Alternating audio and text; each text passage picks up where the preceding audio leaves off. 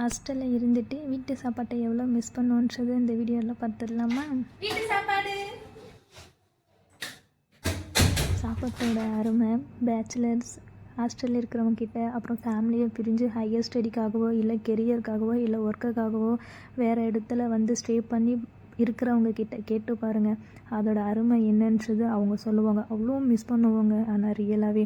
ஏன்னா ஹாஸ்டல்ஸ் ஒரு நேரம் நல்லாயிருக்கும், ஒரு நேரம் நல்லா இருக்காதுங்க ஃபுட்டு. அந்த டைமில் நம்ம வீட்டில் பேசுனது, வீட்டில் அம்மாவை திட்டினது, அக்காவை திட்டினது எல்லாம் ஞாபகம் வரும். இந்த சின்ன சின்ன விஷயத்துக்கெல்லாம் வீட்டில் இருக்கிறவங்கள கஷ்டப்படுத்திட்டுமே இங்கே வந்து ஒவ்வொரு நாளும் நாங்கள் அட்ஜஸ்ட் பண்ணி தாங்க சாப்பிட்டுட்டு இருந்தோம். அப்போ தாங்க வீட்டு சாப்பாட்டோட அருமை என்னன்றது தெரிஞ்சுது. நாங்களும் வீட்டு சாப்பாடை பார்த்து அவ்வளோ ஒரு சந்தோஷப்பட்டோம், அவ்வளோ ஒரு ஆர்வங்க சாப்பிட்றதுக்குள்ளே. வாய்க்கு ருசியாக சாப்பிட்றோமே, வயிறார சாப்பிட்றோன்னு சொல்லிட்டு பாக்ஸ் எல்லாம் ஓப்பன் பண்ண ஸ்டார்ட் பண்ணிட்டேன். ஆக்சுவலாக ரைஸு, ஃபிஷ் ஃப்ரை, ஃபிஷ் குழம்பு, அதுக்கப்புறம் குட்டி பாக்ஸில் ஒன்று கொடுத்துருந்தாங்க. அதில் என்ன இருக்குதுன்னு சொல்லி ஓப்பன் பண்ணி பார்த்துடலான்னு சொல்லி ஓப்பன் பண்ணாங்க. சின்ன வயசில் ஞாபகம் வந்துடுச்சுங்க அந்த வாயால் நம்ம பாக்ஸை ஓப்பன் பண்ணுறது. அப்புறம் என் ஃப்ரெண்டு ஓப்பன் பண்ணி கொடுத்துட்டா. ஓப்பன் பண்ண உடனே வெள்ளரிக்காவும் ஆனியனும் கொடுத்து விட்டுருந்தாங்கங்க சைடிஷாக தொட்டுக்கிறதுக்காக. நீங்களே பாருங்களேன் என்னென்ன கொடுத்து விட்டுருக்காங்கன்னு சொல்லிட்டு அந்த ஃபுட்டில். ஒரு பாக்ஸாக ஓப்பன் பண்ணி ஃபுட்டும் பிளேட்டில் போட ஸ்டார்ட் பண்ணிட்டோம். மீன் குழம்புங்க, அந்த மீன் குழம்பை சாப்பிடும்போது அவ்வளோ ஒரு டேஸ்டிங்க.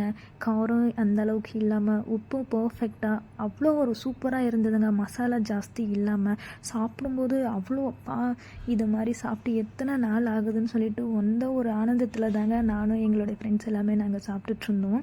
பசங்க எங்களுடைய ரியாக்ஷனை பாருங்கள் நீங்களே சாப்பிடும்போது. அந்த குழம்போட டேஸ்ட் அவ்வளோ அருமைங்க. எல்லாமே பர்ஃபெக்டாக இருந்தது. ஃபிஷ்ஷோட ஃப்ரையும் அப்படி தாங்க, உப்பு காரம் எல்லாமே கரெக்டாக இருந்ததுங்க, மசாலாவும் சேர்ந்து.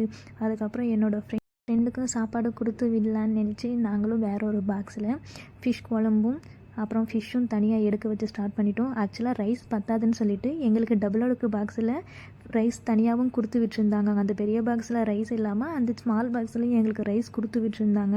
அதுவே பெரிய பாக்ஸில் இருக்கிற ரைஸே எங்களுக்கு போதுமான அளவு தான். ஸோ அதனால் என்னோடய ஃப்ரெண்டுக்கு அந்த ஸ்மால் பாக்ஸும் ஃபிஷ் ஃப்ரையும் ஃபிஷ் குழம்பும் எடுத்து வச்சு கொடுத்து விட்டுறலாம், அவங்களும் சாப்பிட்டோன்னு சொல்லிட்டு நாங்களும் எடுத்து செப்ரேட்டாக வச்சுட்டோம். அதுக்கப்புறம் நாங்கள் 3 பேரும் உட்காந்து நல்லா வயிறு நிறைய ஃபுல்லாக சாப்பிட்டோங்க. அவ்வளோ ஒரு டேஸ்ட்டாக இருந்ததுங்க, அவ்வளோ ஃபுல்ஃபில்லாக ஆச்சுங்க எங்களுக்கு. லாஸ்ட்டாக என்னோடய ரியாக்ட் பாருங்களேன் நீங்களே. நான் எந்திரிக்கும் போது வயிறு ஃபுல்லாக சாப்பிட்டதுனால என்னால் சுத்தமாக எந்திரிக்க கூட முடியல பாருங்களேன்.